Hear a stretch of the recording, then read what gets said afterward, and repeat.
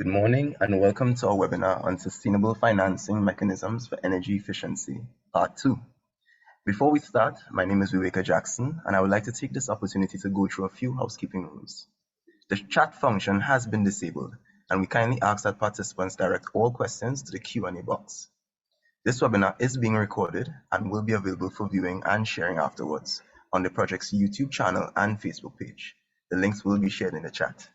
We hope that you do enjoy our webinar today, and I would like to take this opportunity to hand over to Dr. Marissa Gowrie, the Deputy Environmental Manager at the Ministry of Planning and Development's Environmental Policy and Planning Division, as well as the National Ozone Officer.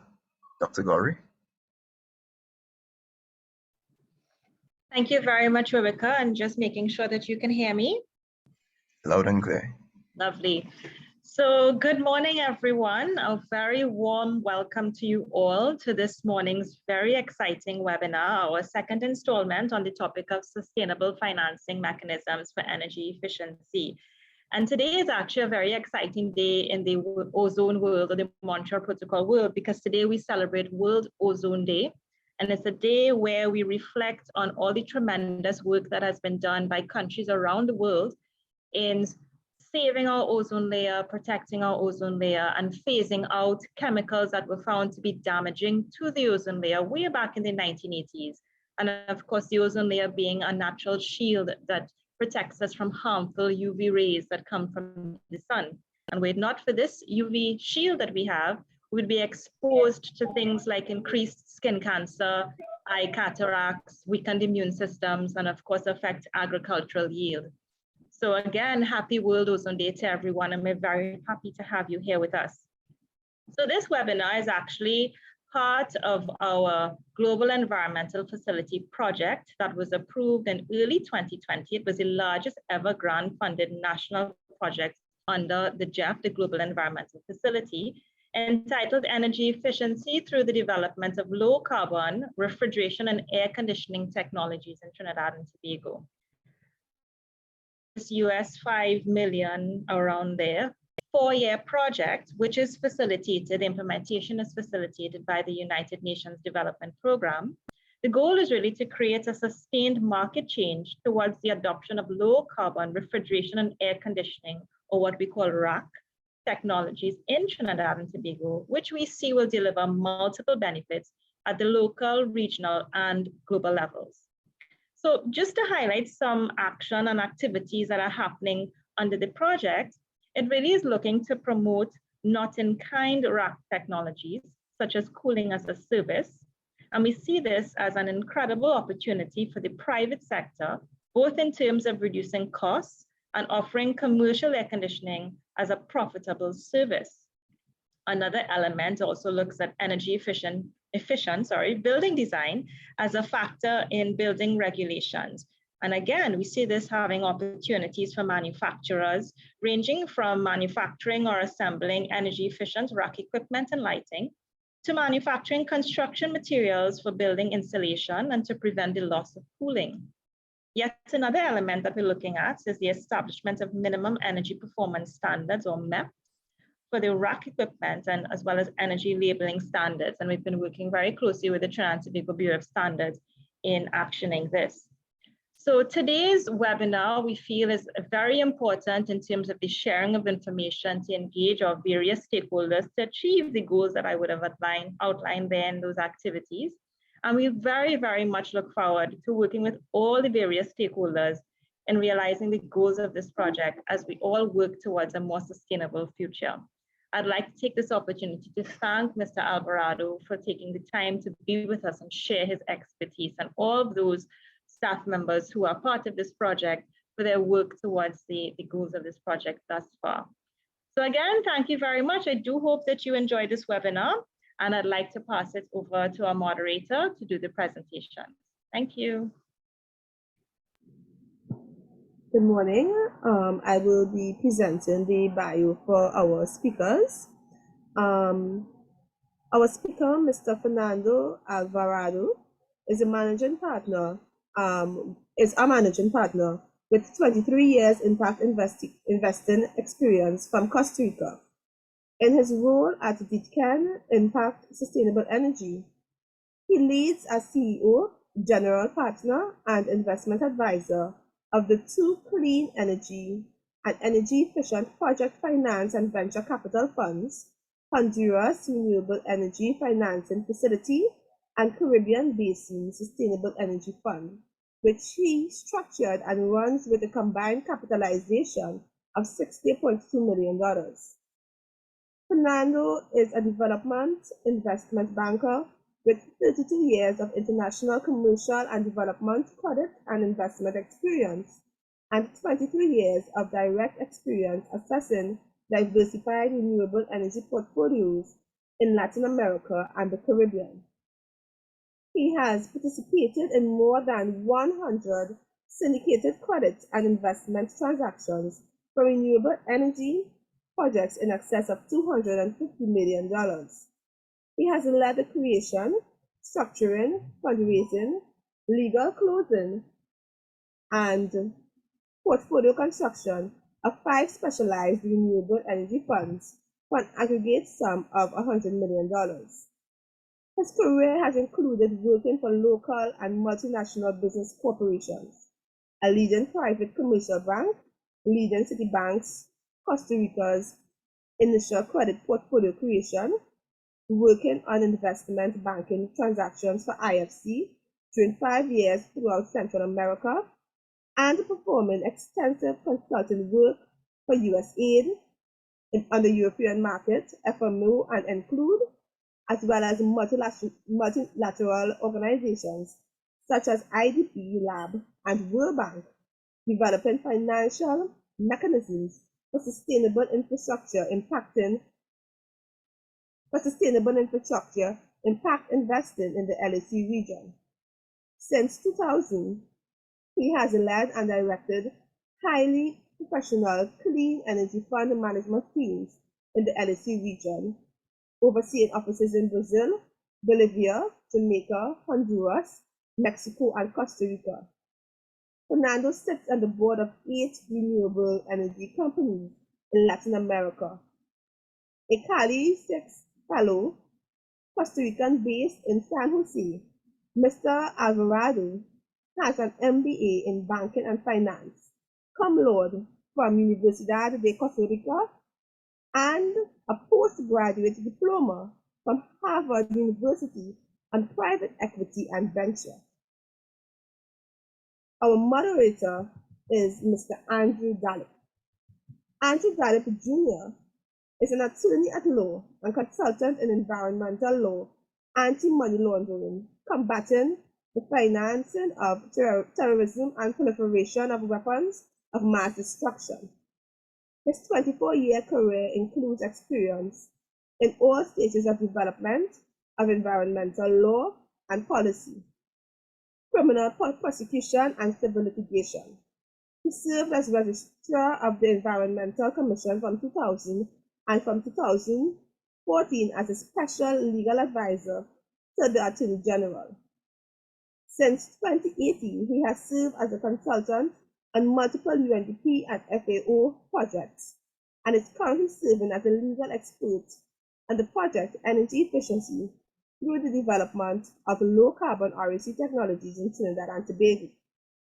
Andrew also currently serves as a consultant to national authorities in Trinidad and Tobago and the Americas region on anti-money laundering, combating the financing of terrorism, and proliferation of weapons of mass destruction.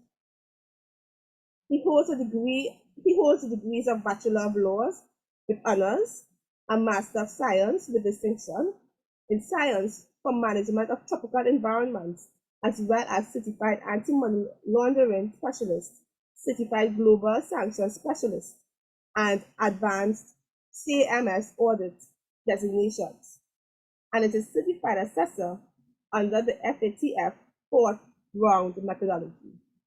I now pass you on to our moderator.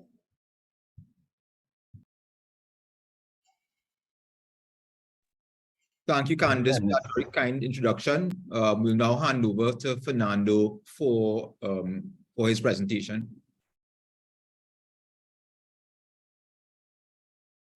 Thank you, Andrew, and good morning, everyone. My name is Fernando Alvarado. I am based in Costa Rica. I am the CEO of Deep Can Impact Sustainable Energy, which is the division of our organization, Deep Can Impact, that deals with the management and the investment of two investment funds, impact investing funds in Central America and the Caribbean. Next slide, please. Yes, so I just wanted to give you first an overview of the greater or the larger organization of which Deep Can Impact Sustainable Energy is a part of, which is Deep Can Impact. So essentially, Deep Can Impact is a professional fund manager, currently with $150 million in assets under management, distributed in 5 impact investing funds. And we have right now at the moment, approximately 49, or I think even 50 active investments, portfolio investments located in the Latin America and the Caribbean region, distributed in 14 countries. We invest mainly through 2 verticals. The first one is Deep Can Impact Alternative Finance, or DIAF. In this division, we have 3 of the 5 investment funds, and this division is about providing tailored financing for impact-focused enterprises in Latin America of all sorts of different sectors. We have supported micro-lending, technology-related companies, commercial entities, industrial, even sustainable energy as well.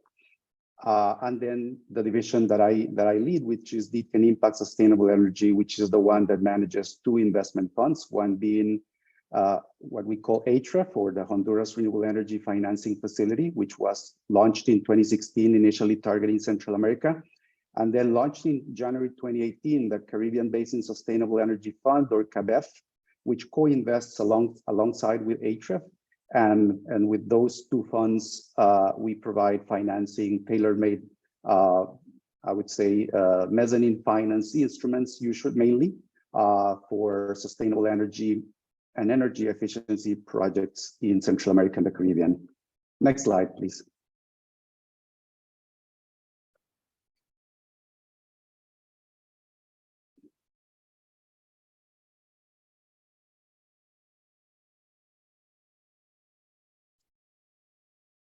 Okay. Yes, I wanted to perhaps emphasize a little bit more what we do.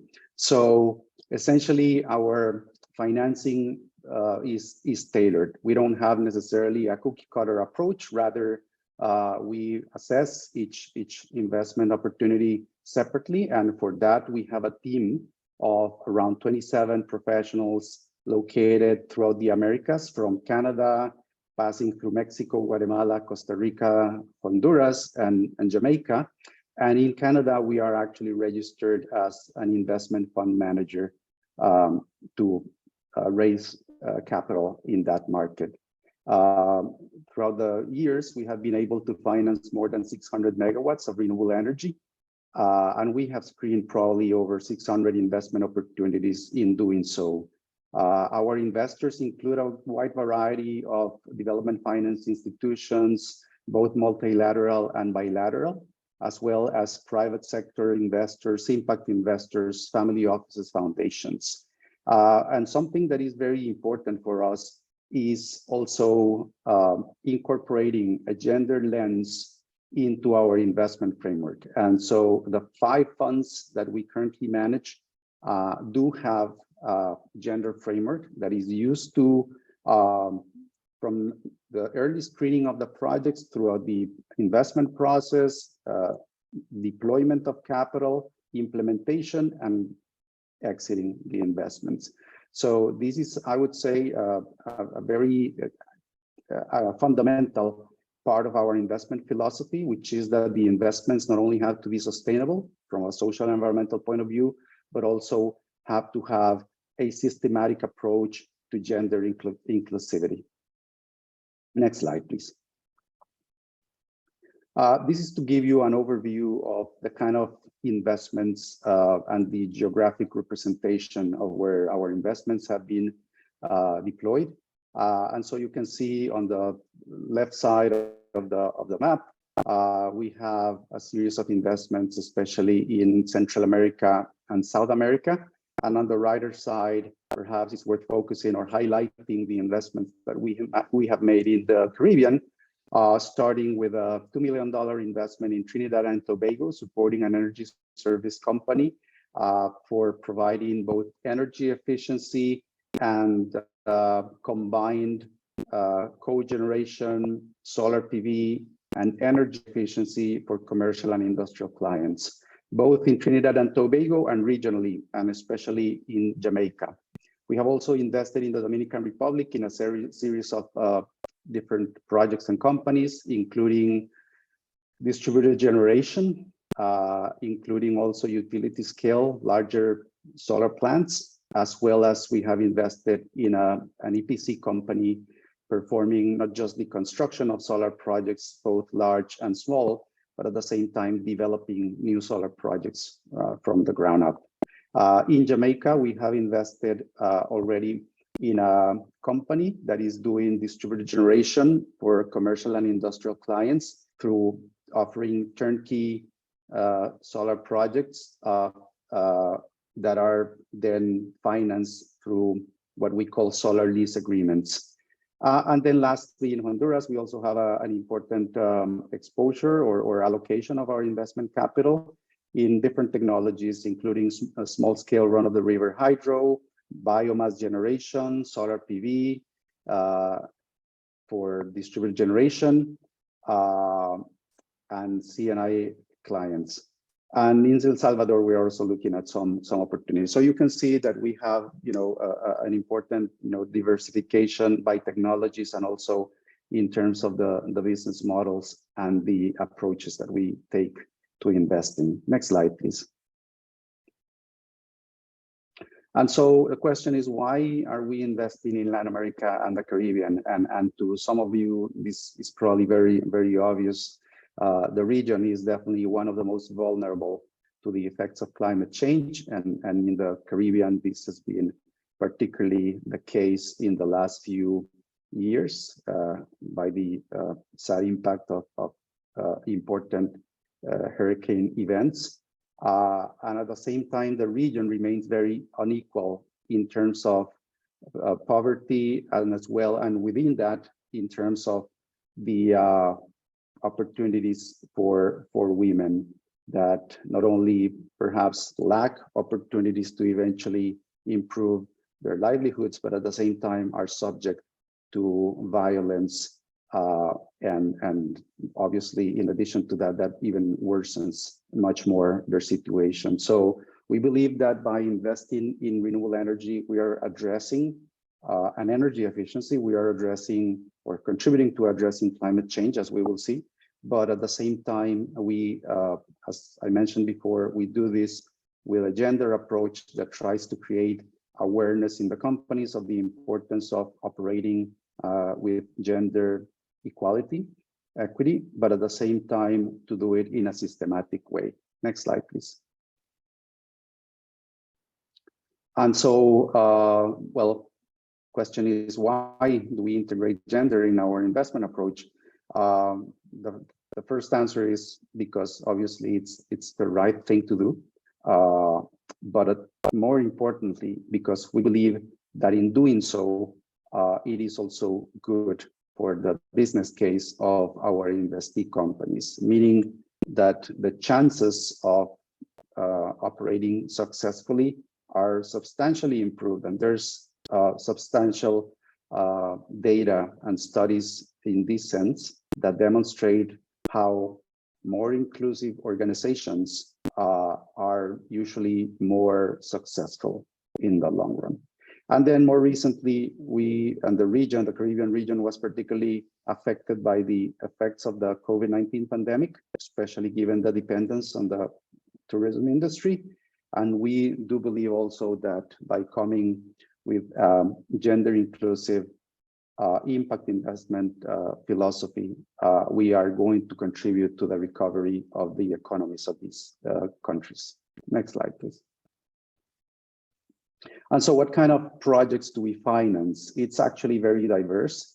In terms of renewable energy, all sorts of different technologies, including biomass, solar, small-scale run-of-the-river, wind, biogas. We also invest in hybrid operations, as will be seen. And then, of course, energy efficiency, of which the cooling as a service, industrial refrigeration, and air conditioning is an important component, as well as, and we see this more and more now, both combining the generation with renewable energy sources, particularly solar PV, with battery storage for commercial and industrial clients, and eventually, even though we don't have that in the portfolio, eventually also for residential applications. We invest mainly in small and medium-sized projects, so we are not necessarily the financier that is going to participate in the very large utility scale projects, but usually in that market niche of the small and medium-sized companies that do struggle to raise, especially equity funding, to be able to implement their projects. Next slide, please. And so our investments are made with the intention from the beginning of contributing in a meaning and measurable way to the United Nations Sustainable Development Goals. Depending on the type of project, there would be perhaps more contribution to a particular goal, but in terms of our investments through the Sustainable Energy Funds, HREF and CABIF, we are especially targeting SDG number 7, affordable and clean energy, but at the same time, as I mentioned before, SDG number 13, climate action, and particularly SDG number 5, gender equality. Perhaps it's worth saying that prior to making an investment, we estimate what are going to be the potential impacts that the project or the company will generate and contribute to the SDGs. And then once we invest, we will, on a regular and permanent way, be monitoring the let's say the completion or the contributions to those impacts on a monthly basis, and we report that to our investors in a quarterly basis. Next slide, please. And so this is just to give you a quick idea that we have been in this business for a long time, as early as 1996, when we started developing the first renewable energy funds for the LAC region, including the Caribbean back then. Actually, with what we show there as the E&Co LAC Fund 2 in 2002, we supported the very first investment in an Energy Dynamics Limited, a Trinidadian energy service company. And since then, we have continued growing with the addition of more investment funds. Deedken Impact from Canada partnered with my company around 2017 or such, and in that partnership we created this larger organization. They were already investing in renewable energy through this ILU fund that was launched in 2016. So that is also one additional financial vehicle that was added to the family of funds that we have to support renewable energy and energy efficiency. And we are actually almost now running out of capital with our last two funds, Fund 1 being HREF and Fund 2 CABIF. And so we are already working in the fundraising of a new fund that hopefully will be up and running, a larger fund for the LAC region that we're calling Fund 3. Next slide, please. And then just, very quickly, this is specifically with respect to our investments or our track record in renewable energy.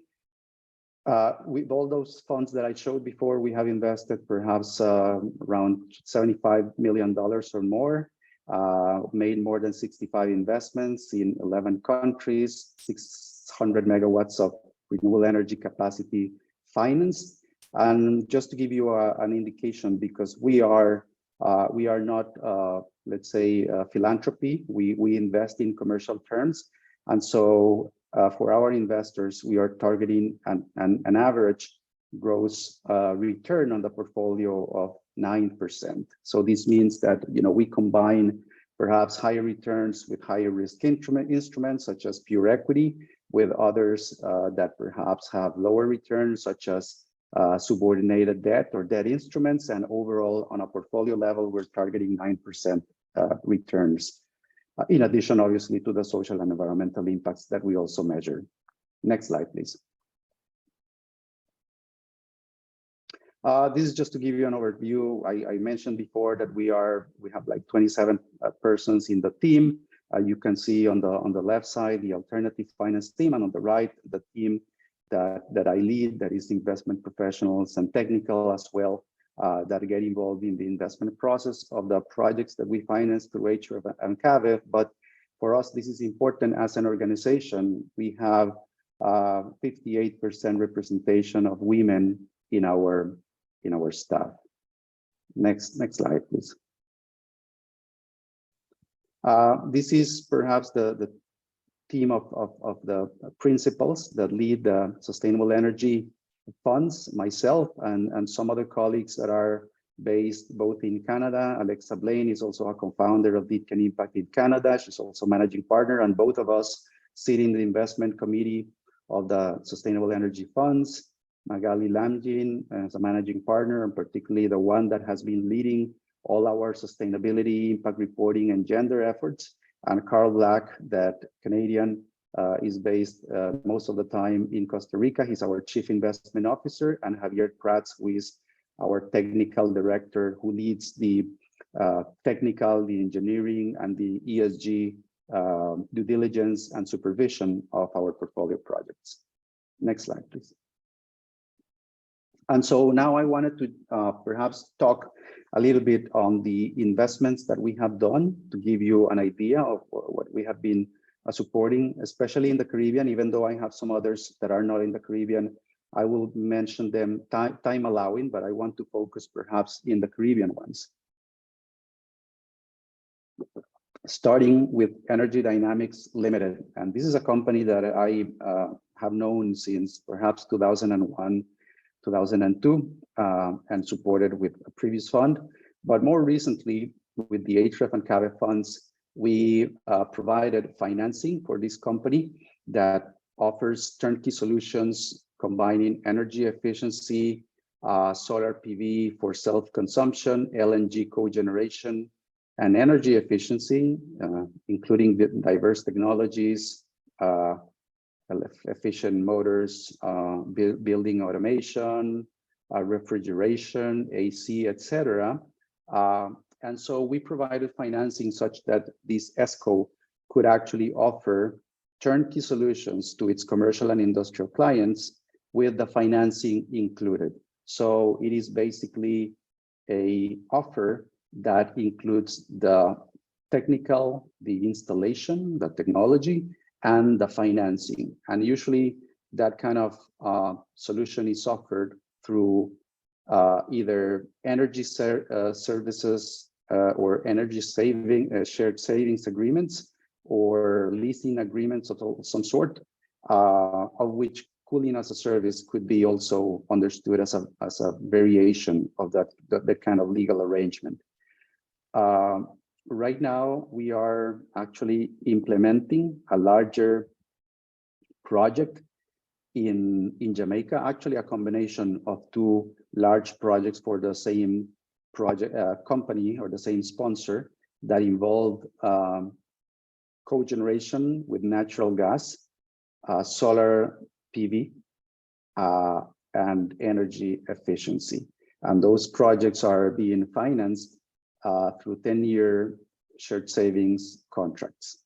So this is perhaps a way of us providing financing to an energy service company that can eventually bundle smaller projects together. And part of our financing has already been used to finance much smaller energy efficiency projects in Trinidad, which for us is also important. We have a minimum investment size of $1 million per project. And so bundling smaller projects together, whether they are energy efficiency or distributed solar PV, is a way of us being able to channel our financing in the Caribbean.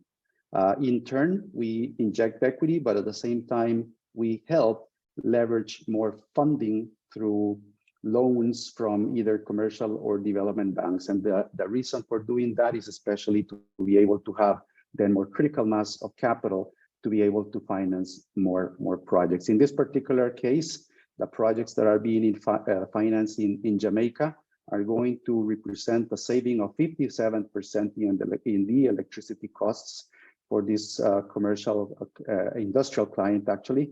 So it is substantial, in addition to obviously displacing carbon offsets, because even though the projects involve LNG, but they do have a positive impact when it comes to a reduction in carbon emissions.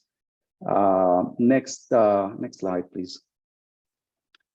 This is a very interesting company, and I think that you are going to have access to this presentation later on, but I just wanted to mention that we invested also in a company that is based in Central America that is offering a hybrid solution to power telecommunication towers of the large telecom companies throughout Latin America and eventually in the Caribbean. This company combines proprietary intelligence or software that integrates solar, battery storage, and efficient internal combustion engines to ensure that telecommunication towers have 99.999% uptime of electricity and can operate efficiently, whether they are located where there is no grid coverage or in regions or locations where the grid is deficient. And so the company, essentially Hybrico, provides, similarly to EDL, provides the technology with the financing included, and the end clients have to commit to basically paying for that technology over a period of time. Next slide, please. Then we made an investment in a utility scale project. Actually, we have several investments in utility scale solar projects in Panama, where we come as an equity participant. We provide the capital that allows to leverage debt and then build the project. Obviously, in addition to helping on the diversification of the energy matrix, these projects contribute substantially with the creation of permanent and temporary jobs during construction, as well as transferring some of the benefits of the project to the communities, including supporting social projects such as, provision of potable water or supporting projects of the local schools, etc. Next slide, please. Coming back to the Caribbean, I wanted to make reference of something that we have done also in the Dominican Republic through a mechanism that we created called Kilowatt Financial. In this case, we have injected $5 million of equity to support a pipeline that is being turned into a portfolio of smaller commercial and solar PV projects for commercial and industrial clients that receive a turnkey solution with the financing included and commit to paying for those investments from the generation that those projects are going to be making over a period of up to 10 years. And so this is something that you can see we have replicated in energy efficiency, but also in solar PV distributed generation. And I would say that this is something that combines nicely, especially in the Caribbean, with energy efficiency. So those thinking about eventually implementing solar PV for self-generation, I think that there's an increased benefit of integrating that with energy efficiency as well. Next slide, please. Just briefly, this is coming back to Central America again. We own a 7.5 megawatt run-of-the-river hydroelectric project that sells power to the national utility, and we are in the process of eventually scaling up that project. That project is interesting because there is a project that has been highlighted in different platforms, given the great contributions that it makes to its communities, especially during the times of pandemic. And more recently, we transferred some of our technology in the design and operation of hydro power solutions to actually participate in the implementation of a micro turbine for powering neighboring communities. So I just mentioned it given that interesting contribution. Next slide, please. I think we're almost done. Oh, yes. And then more recently, we also made an investment in a Jamaican special purpose company that is offering also solar PV under a turnkey solution through solar lease agreements for commercial and industrial clients. This company is of particular interest because in addition to obviously helping address, expensive thermal energy and diversifying the energy matrices and contributing to the resilience and sustainability of energy generation infrastructure in the Caribbean, is actually led by a woman entrepreneur and is taking special care of ensuring that opportunities are created for women, not just in the workforce, but also in terms of training women that want to eventually make a career in the solar PV and engineering sector by training them, which is something that perhaps is not commonly done until now. I think we have perhaps one more slide, and then I'll finish the presentation. Yes, so I hope that with this, I have given you a general perspective of what we do. So perhaps summarizing, we invest with an impact philosophy, always assessing social and environmental impacts, but also the gender inclusivity of the projects and companies that receive our financing. We provide investment capital at the moment ranging from $1 million and up, I would say up to $6 million. However, we can find ways of structuring our investments such that we can consider or benefits in smaller projects. Thirdly, we don't necessarily have a recipe or a given or predefined approach to financing. We take every project on a case-by-case basis, and depending what is necessary, we would perhaps tailor our financing. And perhaps it's worth saying lastly that we are certainly very, very interested in continuing supporting energy efficiency and renewable energy and combinations of such technologies in the Caribbean, given the still dependence that the Caribbean continues having to oil, imported oil, and the vulnerability to climate change. So from this point of view, we are certainly committed to helping create more resiliency in the Caribbean generation infrastructure. And there you have our contact information if you want to learn more. I didn't put our webpage, which is a great source of information, but you can infer that from my email address. So our webpage is www.deedken.com. And then feel free to write me if you eventually have any questions after this presentation. And I think that with that, I want to thank you for your attention, and then we open now the floor, let's say, for questions that you might have. Fernando, thank you for that truly enlightening presentation. I know that the project team in particular has really been looking forward to hearing from you today, and you certainly have not disappointed. And of course, we know that you've gotten to the heart of issues which bridge the perspective of the many different sectors represented in our audience today. And this includes financial institutions, the construction sector, and potential cooling and energy efficiency service providers. So just as a reminder, ladies and gentlemen, you can post your questions in the Q&A section, but Fernando, some have already started coming in, so let's not keep our audience waiting. So Fernando, one aspect of your presentation that certainly seems to have grabbed the attention of a wide cross-section of our audience is the broad range of project types and sizes that you finance. Now, you spoke about smaller and mid-sized projects, including energy efficiency, renewable energy, and clean technology. And of course, the cooling as a service pilot projects that the UNDP and Trinidad have been partnering on touches on many of these components. So firstly, you mentioned a minimum of $1 million in terms of investment in projects, but you also spoke about bundling projects and perhaps finding creative ways to provide funding to smaller projects. So can you tell us a little bit more about how that bundling would work so smaller projects could access funding? And perhaps then dive a little deeper into some of the factors that go into identifying suitable projects for investment?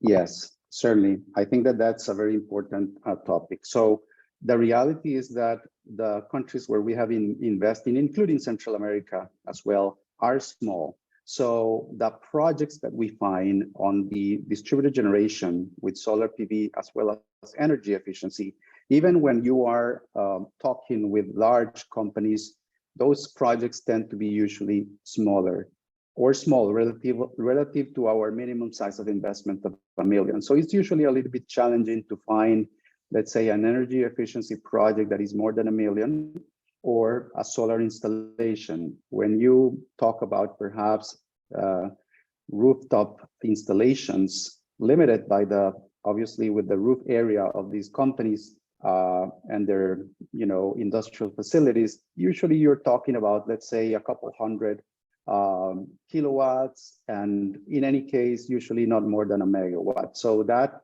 immediately puts it in less than $1 million investment.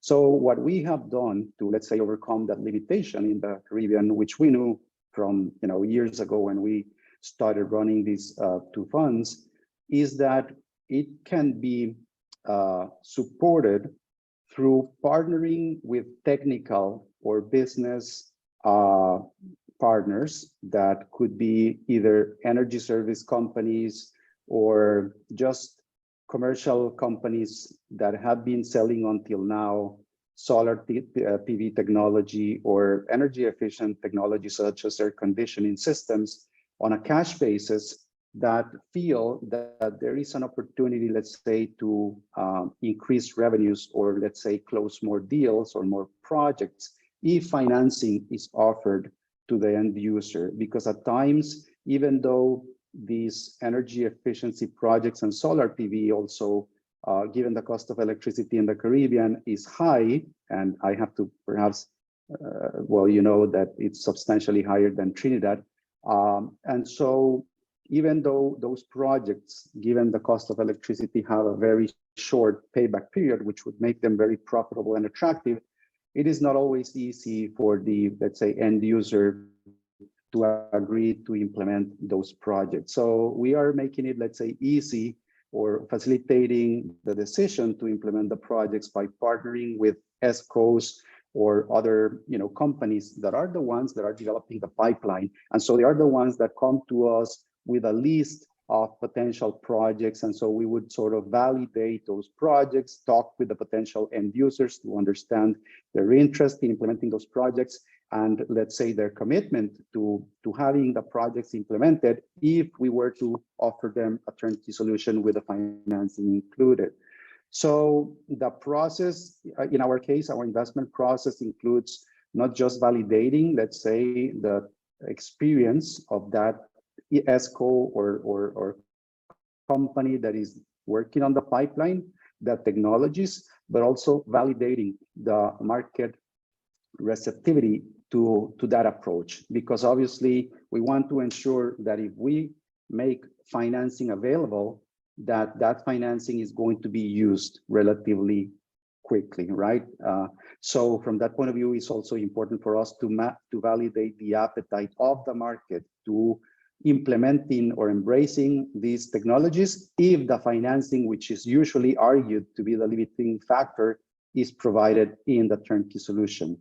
Now, because we don't know necessarily all the projects that will eventually be added to those pipelines, we validate an initial pipeline, but it's common that the pipeline starts changing over time. Some projects would perhaps not happen for whatever reason, and new projects will be added to the pipeline. So for us, it's very important to, in agreement with our technical partner, the one developing the pipeline, agree on ideal standard technical and financial terms of those projects, such that we can approve or agree on a certain, let's say, selection criteria that those projects will have to meet for us to be able to channel financing to implement those projects. So that's sort of what we have been doing. We have created criteria for the different types of projects and vehicles that I showed, either for solar PV, for commercial industrial clients, or for these other larger projects that I mentioned that are combining cogeneration with solar PV and energy efficiency, such that whenever a new project comes to our attention, we know that, that certain types of technologies that will be involved, the types of or the manufacturers that will be providing, the different components of the project. And we also have minimum, let's say, financial indicators and ratios that the end users have to meet, because in the end, we are essentially through an ESCO partner channeling financing to the end users. And so from that point of view, regardless of, let's say, the profitability or the viability of the projects, we have to ensure that the companies are creditworthy to receive financing. Fernando, thank you. That it's very, very insightful. I thought it was quite interesting that you mentioned that you all partner directly with ESCOs. And again, it seems that there's going to be a cultural shift in Trinidad and Tobago and perhaps the wider Caribbean, where financing is usually done through a financial institution. And we can understand why, because the financial institutions would have the pulse of what the financial risks are within the jurisdiction. So the next question is, what opportunities do you see for partnership with local financial institutions for small, medium, and even larger scale projects being financed by your funding vehicles? Yes, I see tremendous opportunities, because essentially what we are doing is we are validating for them beforehand let's say, the capabilities of the technical partner, whether it is an ESCO or a company selling solar PV technologies. We are also validating the technologies. We are also, for them, previously validating the financial viability of the projects, because we do all the financial modeling in order to commit capital. And then we are funding the implementation of the first few projects, taking no construction risk. And so essentially what we're doing is we're taking to their attention projects that are already implemented and have contracted revenues, or are in the process of getting implemented, and basically we would be leveraging more capital to continue increasing the number of projects that get financing. So from that point of view, I think that they can perhaps have the benefit of us driving a little bit the market with our technical partners in the different countries, and taking them opportunities that have been already, let's say, pre-validated or pre-approved. So it's a relatively controlled risk. And obviously in doing so, what we do is then we subordinate ourselves to the repayment of the loans that financial institutions can provide, meaning that the cash flows that come from the end users to whatever special purpose entity we created to own the assets are now going to be assigned in first degree to such banks, such that they can recover in first order their loans. From that point of view, we have been in conversations already with, and I actually have obtained loans from commercial and development banks in the different vehicles that I showed that we have put together. Thank you, Fernando. And it seems that you all have found a way to strike that balance between those SDG goals and the commercial profitability of the investments that you're looking at. And some of the examples that you would have cited in your slides seem to suggest some very high rates of return, I think going as high as 35% in terms of an internal rate of return. And of course, this is particularly interesting in the context of the conversation that's happening throughout the world and in the United States in particular, where there has been a question raised in terms of factoring ESG goals into the decision-making of financial institutions, and whether there is any kind of conflict with the core responsibility of the financial institution to seek the financial interests of the investors. But it seems that you all have found a way to strike that balance. So can you speak a little bit more in terms of how lending agencies can strike that balance between their ESG goals and achieving acceptable or above average returns for their shareholders? Yes, in our views, there is not necessarily a contradiction or, let's say, opposing views in terms of achieving both the social and environmental benefits and contributions to the SDGs and the financial returns. Actually, sustainability means that even if a project is financially viable, if it is not perhaps contributing in an important way to social or environmental benefits, or is not properly, let's say, addressing and mitigating potential risks in social or environmental, then the financial revenues or returns would be at risk in the long term, even in the short term, and therefore the returns, even if they seem high in paper, could be an illusion. So this to say that actually an integrated approach in which you properly identify the risks, but at the same time the benefits, social, environmental, and financial, is necessary. We would not invest, let's say, in a project that has extremely high returns if we feel that that project would be achieving those at the cost of, let's say, the communities in which it operates, or in a very negligent way with the environment. The benefit of energy efficiency, cooling as a service, refrigeration, AC, is that it almost doesn't have any negative environmental impacts or social, especially the projects are implemented within the premises of the end client. And so from that point of view, it's projects that are definitely much easier to, let's say, to approve from an ESG risk point of view. We do have a systematic approach to mitigating environmental and social and governance risks, and our fund has an environmental and social management system based on IFC performance standards. So for us, actually, this is mandatory. It's not even optional.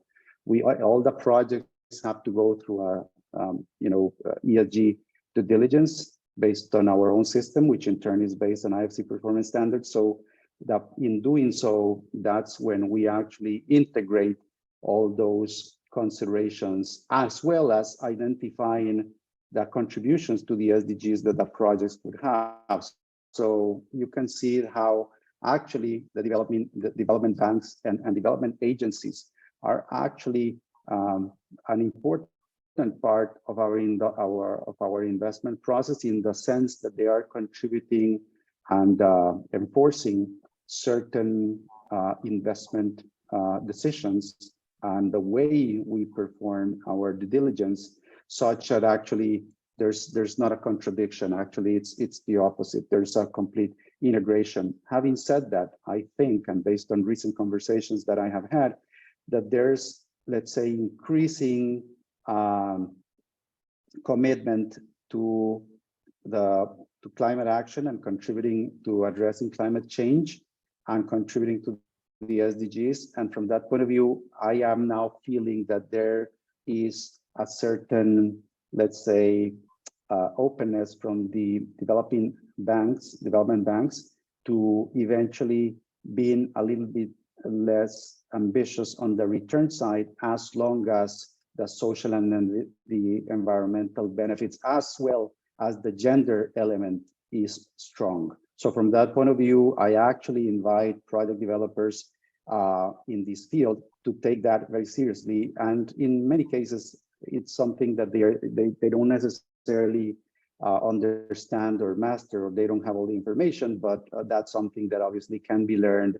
And with the advice of certain specialized financiers such as ourselves, you could actually end up properly addressing the social, the environmental, and the gender side of the projects that would in turn actually result in benefits and improve the possibilities of raising capital for the projects.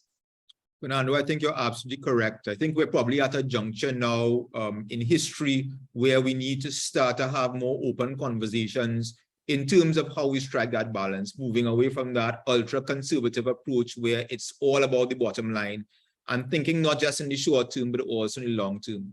But in wrapping up your point, you did take us back to what's perhaps going to be our final question, and that's in terms of factoring that gender lens into decision-making.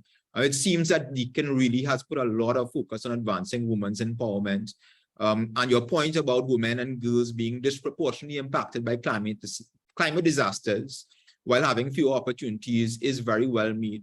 So could you tell us a little bit about what Deakin is looking for from project developers in terms of gender equality in determining whether to invest in a project or not? Yes.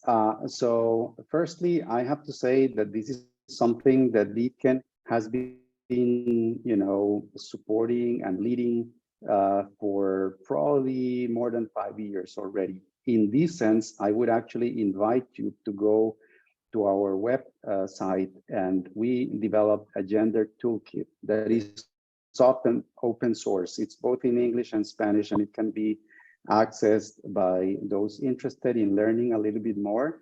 That would, I am sure, provide you a lot of information in how to do this. We have also been developing special training to create that awareness and conscious of amongst our clients, and also industry participants on the importance of gender, and particularly on how it integrates with renewable energy and energy efficiency. And so from that point of view, obviously we're trying to hit many different dimensions, starting from the very basic of having in place policies, gender policies against things as obvious as sexual harassment, etc., to then inspiring, opening spaces in leadership in the companies for women at board and senior management level as well. Obviously, a balanced workforce and creating the opportunities for women in a equitable way with fair and just pay, regardless of gender, as well as targeting, how the companies approach its offer of products and services, and more importantly as well, you will find there in the toolkits how the projects also integrate and engage with the communities, because there are substantial benefits when opening to that dimension outside of just what happens inside the company. Well, Fernando, as Dr. Gowrie said, today's event hasn't been the first in our series, but you've certainly demonstrated that there is so much more depth to this issue that we're not going to run out of material on this topic anytime soon. I think one of the most significant takeaways today is that there are opportunities for investors to participate in small, medium, and large-scale projects, which can have a significant positive impact in terms of energy efficiency and climate change, as well as broader sustainable development goals, while at the same time resulting in substantial returns on investment. So Fernando, I think you may need to clear some time in your calendar for the flood of emails and calls I'm certain that you'll be receiving after this webinar. I certainly think that we may need to have you back for a follow-up session today, but on my behalf, on behalf of the team, I want to thank you for an excellent presentation. So with that, ladies and gentlemen, I will now hand back over to our project team to deliver the vote of thanks. Thank you, Andrew. All right, thank you very much, Andrew. And thank you, Fernando, for an excellent presentation.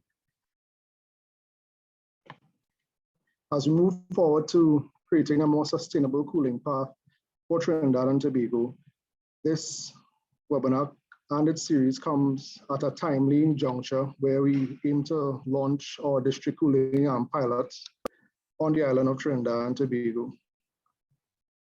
On behalf of the United Nations Development Program, the Ministry of Planning and Development, we'd like to thank our moderator, Mr. Andrew Dahlip, and also our main speaker, Mr. Fernando Alvarado, for the presentation shared, the experience shared, giving us a better understanding of the financial models that are available for sustainable financing, and also having those region-specific case studies that we could now learn from. I echo the sentiment of our moderator, Andrew Dahlip. Mr. Alvarado, you can expect a lot of interaction with us. We are happy to be a partner, happy that you all are a partner with us on this project and with our stakeholders. Finally, I'd like to thank our valued stakeholders for attending the session, the second installment in our series. You can look forward for a third installment, and the first and second would be available on our social media handles. Facebook, Instagram, and YouTube. And for today's session and the previous session, everyone would receive the link, the YouTube link for the session so that they can review. Once again, I'd like to thank you, our speaker, our moderator, the project team, and our valued stakeholders. Do have a great remaining of our Friday. Thank you. Thank you. Have a good day. Bye.